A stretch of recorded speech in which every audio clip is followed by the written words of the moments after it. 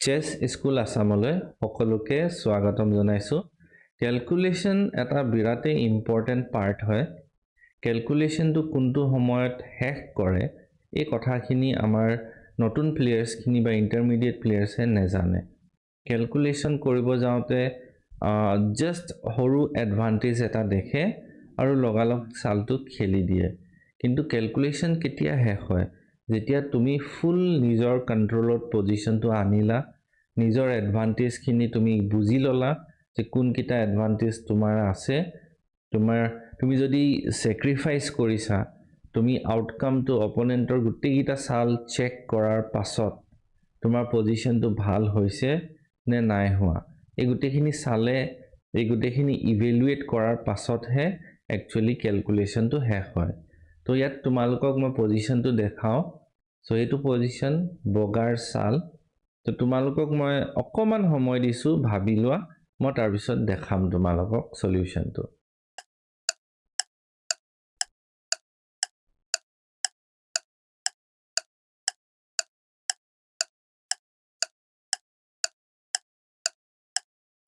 এতিয়া এই পজিশনটোত প্ৰথম চালটো দিয়ে নাইট জি e6 এটা স্যাক্ৰিফাইস কিন্তু স্যাক্ৰিফাইসটো কিয় দিছে গোটেই কথাখিনি আমি এতিয়া এই পজিশনটোৰ পৰাই চিন্তা কৰিবলৈ চেষ্টা কৰিম নাইট e6 পনেৰে ক্যাপচাৰ কৰিলে নাইট g6 চেক দিছে এটুক নাইট ফৰ্ক বুলি কয় এই বস্তুটো সবে জানা তো নাইট ফৰ্ক যেতিয়া হ'ব কিংটো কলৈ যাব কিংটো f6 f7 নতুবা d8 ত যাব পাৰে আমি যেতিয়া ক্যালকুলেশন কৰো গুটে তিনিউটা চাল ভালকৈ চিন্তা কৰিব লাগে সো কিংটো যদি d8 ত যায় তেতিয়া আমি নাইট ইনটু f8 ৰুকখন ক্যাপচাৰ কৰিম তাৰ পিছত আমাৰ এডভান্টেজ হ'বনে হ'ব বিকজ আকৌ যেতিয়া নাইটটো এটেক কৰিব নাইটটো পলাবলৈ জেগা আছে এতিয়া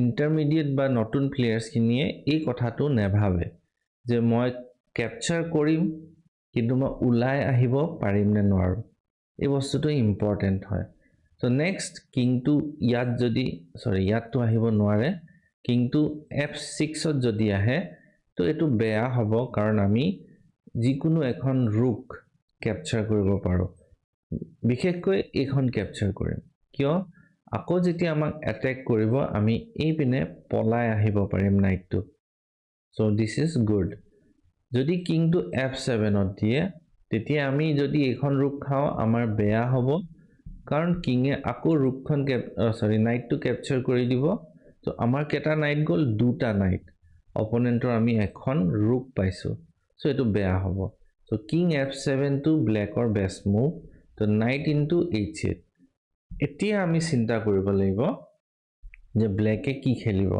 সো প্ৰথমটো চেক পৰিছে চেক পৰাৰ কাৰণে কিংটো f6 আহিবই লাগিব f6 অহাৰ পাছত ব্ল্যাকে এটা সামান্য থ্ৰেট দিছে এই থ্ৰেটটো হৈছে নাইটটো ডেভেলপ কৰি তোমাৰ নাইটটো যিটো ইয়াত হুমাই আছে সেই নাইটটো ক্যাপচাৰ কৰিব হোৱাইটে যদি নিজৰ নাইটটো উলিয়াই আনিব নোৱাৰে তেতিয়া হোৱাইটৰ পজিশনটো বেয়া হ'ব আৰু এই কথাখিনিয়ে নতুন প্লেয়াৰ্স বা ইন্টাৰমিডিয়েট প্লেয়াৰ্সে চিন্তা নকৰে তেওঁলোকে নাইটৰ ৰুকটো মাৰিলে দে আৰ হ্যাপি যে মই এতিয়া জিকিম কিন্তু হেতু কথা নহয় সো নেক্সট এতিয়া মই তোমালোকক অকমান সময় দিছো আকৌ যে নাইট যেতিয়া এটো ক্যাপচাৰ কৰিলে কিংটো f6 ত আহিলে তাৰ পিছত হোৱাইটে নিজৰ পজিশনটো বা নিজৰ নাইটটো কেনেকে বচাব পাৰে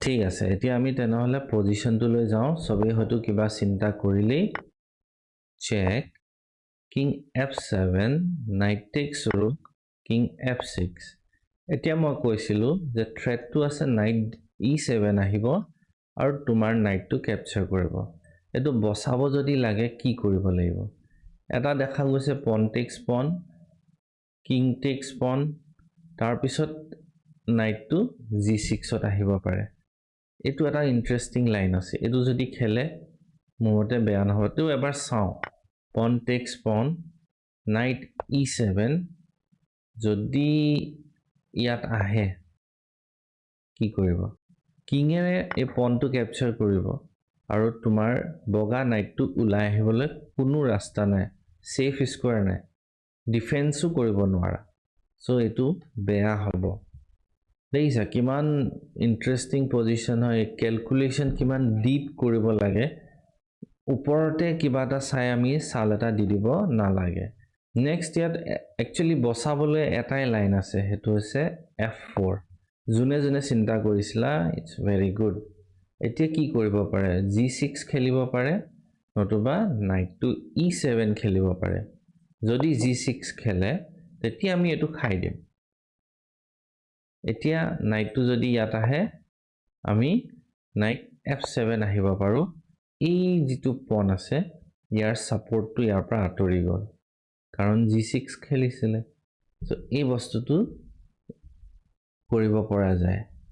নেক্সট যদি নাইটটো E7ত আহে, এতিয়া কি কৰিবা, এতিয়া আমি পনটো পুছ কৰি চেক দিম। পন টেক্স পন যদি কৰে আমি পন টেক্স পন কৰিম, কিন্তু ইয়াত আহিব আৰু ৰুকৰ যিটো ছাপৰ্ট আছিলে সেইটো নাইকিয়া হৈ গ'ল।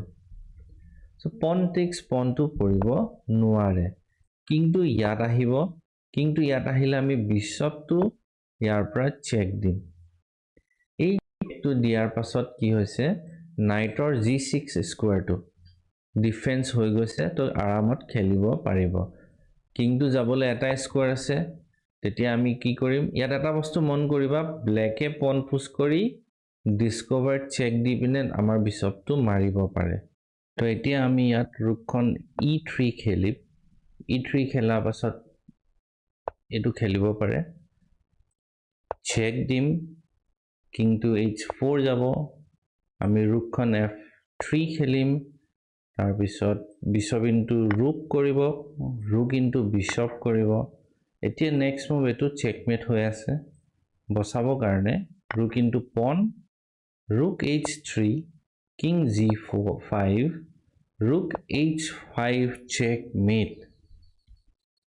চ' বেচিকেলি তোমালোকৰ মই এইটো বুজাব বিচাৰিছোঁ যে কেলকুলেশ্যন আমি যদি শেষৰ লগে নকৰোঁ, তেতিয়া আমাৰ গেমত হয়তো এনেকুৱা চিটুৱেশ্যন আহিব য'ত অপনেণ্টে নিজৰ পজিশ্যনটো বচাই লৈ যাব।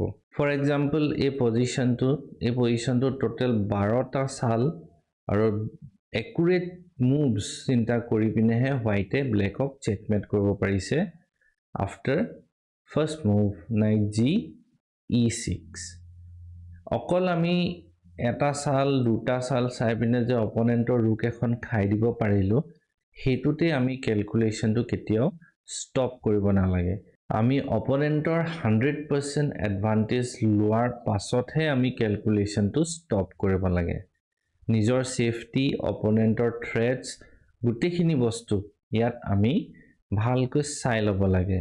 চ' এইটোৱে হৈছে কেলকুলেশ্যনৰ ওপৰত এটা সৰু ক্লাছ। বহুত বস্তু থাকে শিকিবলৈ, কিন্তু এইটো এটা সৰু এক্সাম্পলহে মই দিছোঁ। এনেকুৱা বহুতখিনি ষ্টাডি আছে যিখিনি আমি কৰিবলগীয়া হয়, প্ৰেক্টিছ কৰিবলগীয়া হয়, যাতে আমাৰ কেলকুলেশ্যনটো বহুত ষ্ট্ৰং হয়। ঠিক আছে, আজি ইয়াতে শেষ কৰিছোঁ। যদি ভাল লাগিলে লাইক কৰিবা, ছাবস্ক্ৰাইব কৰিবা আৰু নিজৰ ফ্ৰেণ্ডছক শ্বেয়াৰ কৰিবা।